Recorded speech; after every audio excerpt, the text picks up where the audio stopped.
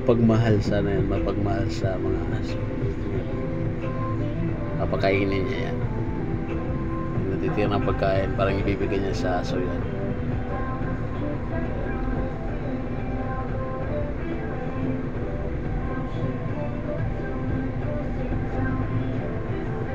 Kumuha siya ng sasakyan.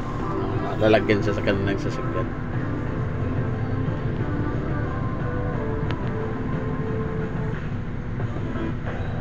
Yan ang aso. Sila sa malapit sa panang kasama niyang lalaki.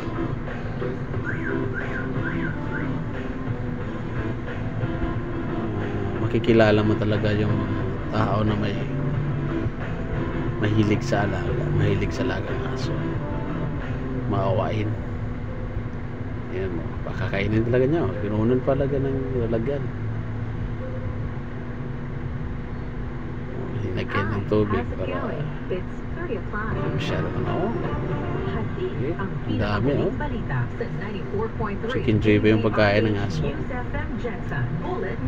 Magpapatuloy naman mga pagulahan na mararanasan sa ilang bahagi ng Pilipinas dulot naman ng southwest monsoon o habagat. Ito ay ayon naman sa pag-asa. Batay naman sa weather forecast ng Department of Science and Technology, binanggit ang pag-asa ng mga apektuhan ng katamtaman hanggang sa malalakas na pagulahan ang mga lugar ng Western Visayas, Negros Island region, Zamboanga Peninsula, Mindanao region. Diyan natin makikita o makikilala ang tao na nagmamahal sa mga hayop kagaya ng aso.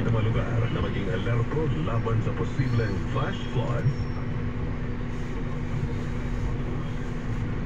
Yung aso talaga matanda na pala kasi kalubot na yung ano niya eh. Dapat dun sa ano kabila yun. Ay, nilipat niya yun. Ayun na, ayun na. Busog yung aso niyan, busog na busog. Malinis talaga yung babae ko, may kalinisan din no. Ayun. Ininis pa yung kalat ng aso.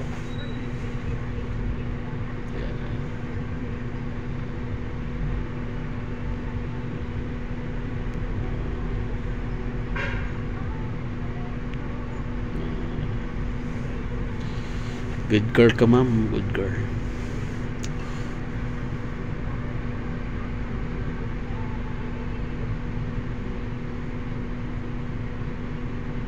Siguro sa bahay nito may alaga ditong aso siguro. Ayun no, dininis pa niya ang kalat ng aso. Tingnan niya yun, no, yung aso. Proud sa'yo ang proud na proud kami sa iyo ma'am. Kung sino ka man, sana may mga tao pa na ka-appreciate sa ganang klaseng ugali ng tao. May pagpapahalaga ng mga hayop tulad ng aso. Kasi yung mga aso naman kasi may halaga yan. Kaya yan nilikha ng Diyos kasi yung isa naman iba yun oh, kasi yung natira siguro dadalhin yun sa aso siguro kasi kinuha niya yung natira yung mga buto na mga buto na nakawalagay sa papag sa lamisa, kinuha niya siguro, dadalhin niya, nilagay niya sa supot siguro dadalhin niya yung para sa aso niya. Kompetensya siya sa aso ngayon, pero siguro may aso yan, may alaga din niya ang aso. Kaya lahat ng dalawa sila, kaya lahat ng mga inilagay niya sa supot.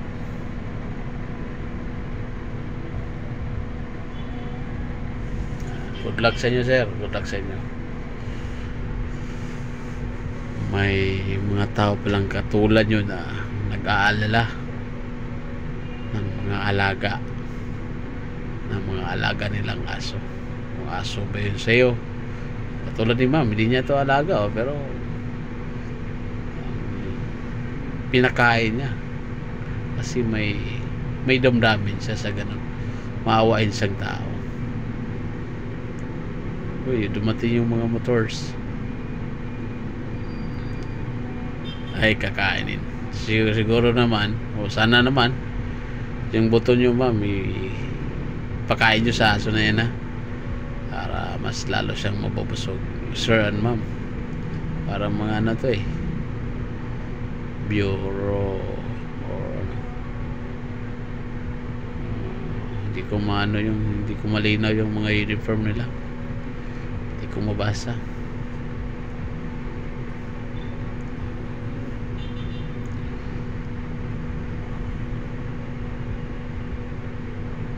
Parang mga criminology ata to. Criminology ata, parang mga criminology ang course nito, you know. Sa iyo aso, patuloy kang maging mabait. Siguradong may magpapakain sa iyo dyan. Good luck.